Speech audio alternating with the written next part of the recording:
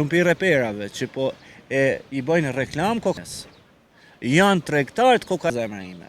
Jam shkput nga një X organizat me fuqi botërore. Kam qenë edhe vetë konsumues, si pjesë e muzikës, kam qenë edhe vetë konsumues për 3 vite.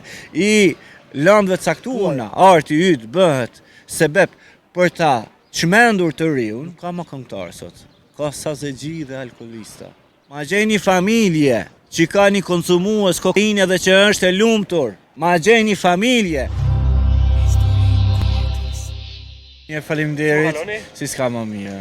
Si duket gazeri ju kem nga Shqipëria mama? Pa tjetër nga Shqipëria, nga hasi i Shqipërisë, dhe jam i lumtur për këtë, si çdo shqiptar i vërtet që duhet ta ndjej veten krenar, e sa i përket historisë interesante të jetës time, ka lidhje me artin tim të poezisë, për ma shqip, për ma qartë jam poeti Elton Gjoni, kur fillova, domethënë që të merrem të përpiqem për ta botu librin tim të parë, i cili theu rekordet për në atë kohë, në vitet 2015-2016 ishte libri më i shpërndar dhe më i shitur me titull I bindem madhërisë tënde.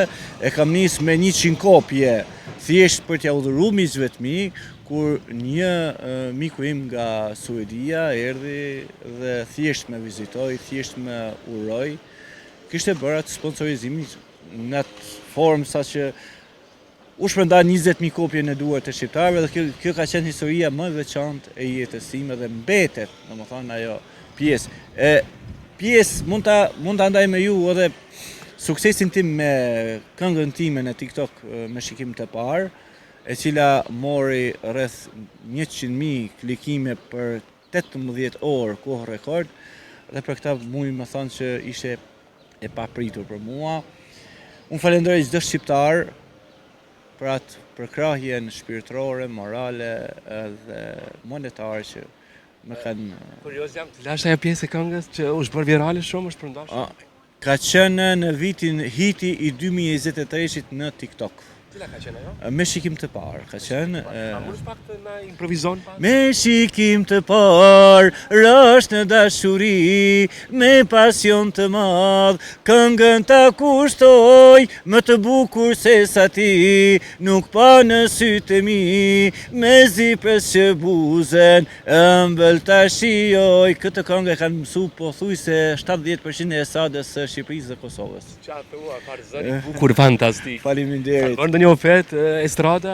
Shumë kanë bërë oferta, por që me keqardhjen më të madhe I kam refuzu pa mendje madhësi, nga që unë ushtroj artin a cappella, pa instrumente, edhe nuk dua që t'ja prish, domethënë ndoshta audiencën dikuj, jo audiencën, po t'ja prish atë zhanrin e tij, thjesht mbetem besnik I zhanrit tim, me cilin po vazhdoj me sukses pas suksesi në rrjetet caktuara, domethënë. Arti që kultivon pala është një art në veti, themi, është pa ndryshe.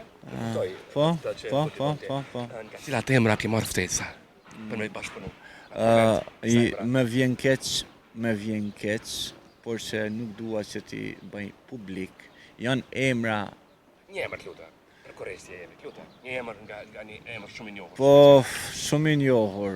Kam pas ofertë nga I madhi, Sabej Fezullahu, bëhet fjalë para një viti. Pastaj u bllokua ajo faqja ime e TikTokut edhe humbi edhe kontaktin me te, po ofertën e kam pas, sepse kam pas ndjekës të rregullt, gjej rast ta falenderoj nga thellësia e shpirtit, Sabej Fezullahu, Meden e shumë tjerë, po këta dy që I dua më shumti, edhe që nuk po tham se I kam suportu, domethënë po kur ishin me 3.000-4.000 veta, domethënë live, ata I përmendja më shumti. Domethënë kam harru, edhe politikanët kam harru, edhe artistat tjerë, domethënë vetëm këta dy persona që I du më shumti dhe I kam xhan më shumti. I refuzove këta dy emra? Nuk I refuzova, po nuk desha t'u aprish zhanrin e tyre. Se unë këndoj pa instrumenta dhe duhet I ri besnik kësaj, sepse në këtë kohë ka I diçka, po I jepet rëndësi vetëm domethënë asaj çka shifet dhe jo rëndësi,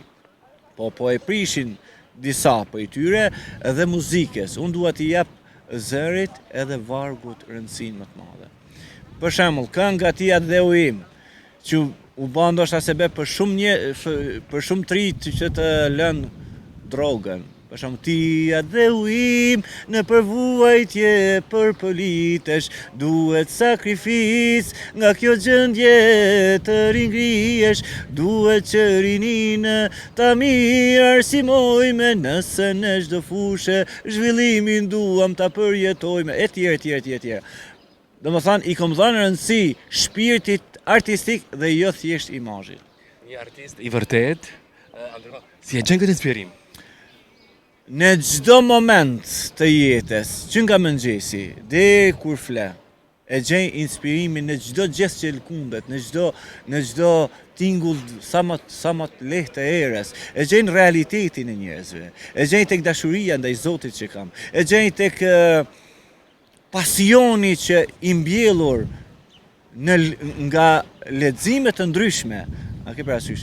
Për këtë jam falendërues Zotit shumë. Cila ka qenë ajo sprova ose sfida më e madhe në jetë që ke kaluar? Sfida më e madhe në jetë ka qenë kur jam shkput nga një X organizat me fuqi botërore, që kam qenë pjesë e saj dhe i falenderoj, i respektoj prapë sepse ata ishin suportuesit më të mëdhej që unë të debutoj në rrjetet sociale ose të shpërthej në rrjetet sociale, kur unë sfida më e madhe në jetën time ka qenë kur unë lash muzikën. Dhe mbeta i vetëm, paskënd. Mungon sot?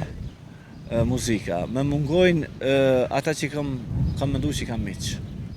Më mungojnë shumë. Je tratuar nga ata miq? Jo tratuar, harruar. Por që pjesa më e madhe janë kthy. Domethënë Zoti dha bereqetin e vet dhe dha mirësitë e veta si sot për sot nuk di çfarë të them. Pse e la muzikën? Muzikën.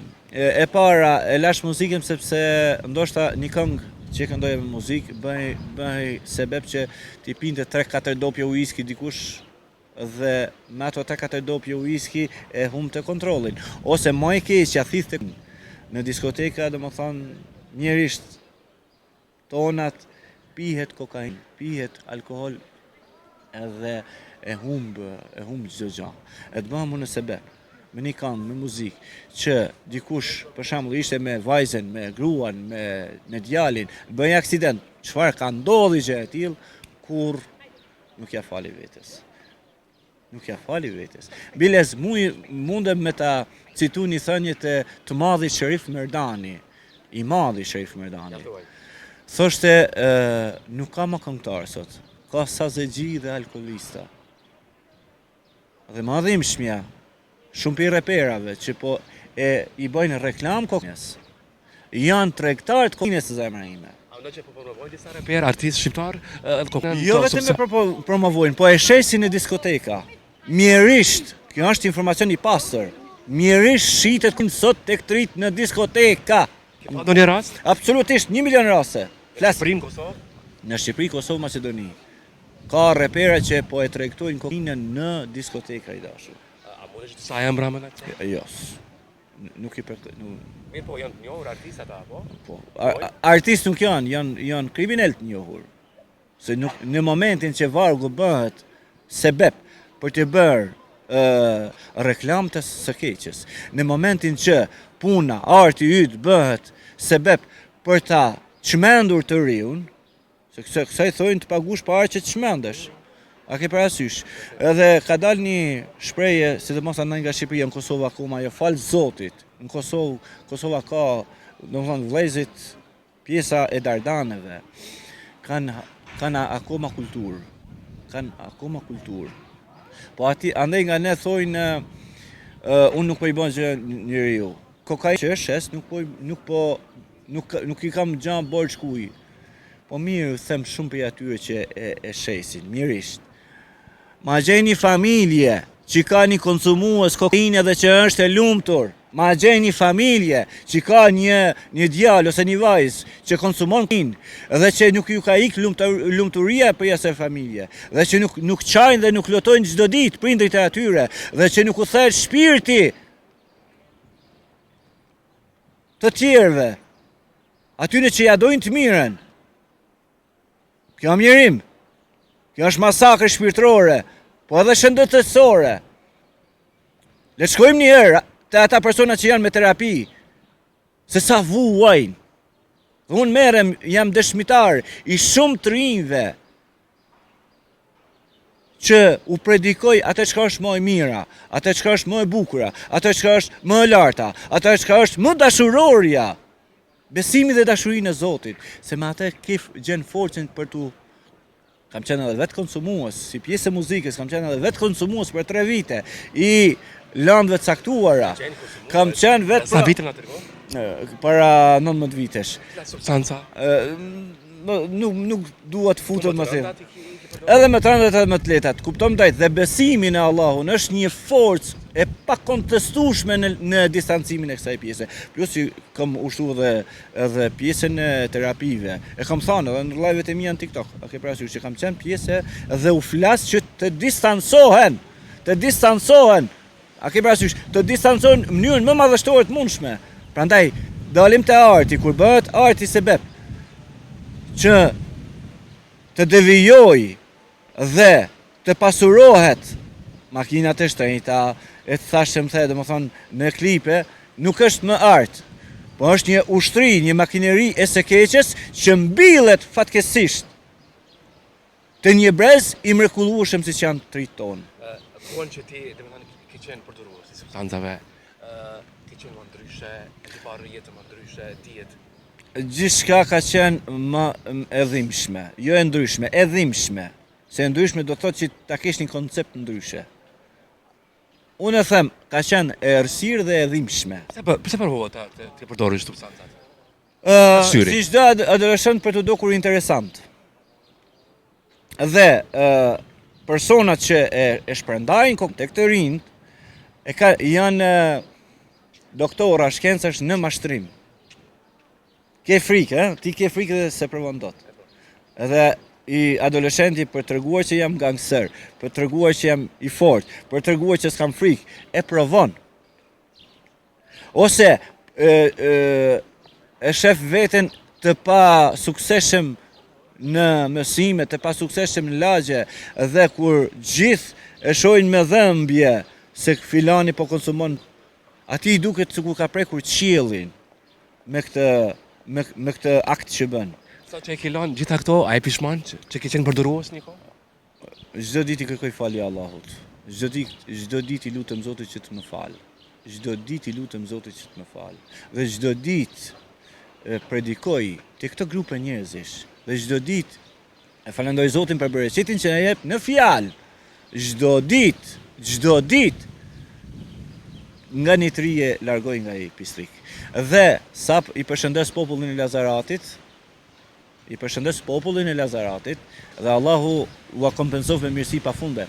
7 familje kanë lënë rrogën si sebeb i Keni qenë iniciator ju që e kanë lënë? që ka marrë iniciativen duke i këshilluar, duke me dashurinë më të madhe, me respektin më të madh, me dëmshurinë më të madhe. Sikur ai fëmia që shkon dhe që të hidhet në zjarr dhe ti e merr me aq ëmbëlsi, me aq dashuri, me aq që mos të, dhe unë jam mundu që dhe i përshëndes pafundësisht. Shembull i mirë. Vjen mirë që ti ke qenë ai iniciatori që ata tashmë kanë lënë disa këto substancat narkotike. Tregun, ma e keqja është, ma e rënda është të merresh me tregtarin. Sepse ai fiton miliona euro. A ke parasysh? Ma e rënda është me tregtarin se sa me ata që konsumon. A ke parasysh? Po fal Zotit, duke punuar shumë me ta, fal Zotit kemi ardhur deri tek distancimi i tyre. Ju falenderoj nga thellësia e shpirtit. Shkurt për jetën, në fund, për gjithë ndjekësit. Mesazh i shkurt për jetën: dhuroni dashuri pa kushte ndaj krijesave. Sepse nuk ka mirësi më të madhe për shpirtin e atij që e jep se sa dashurinë t'ia dhurosh çdo kujt. Dashuri dhe vetëm dashuri dhe buzëqeshje. I respekt për juve dhe ju dua shumë. Fala shumë Shqipërisë më. Të fala dhe të mia paqe. Respekt. Faleminderit. Kalofshi.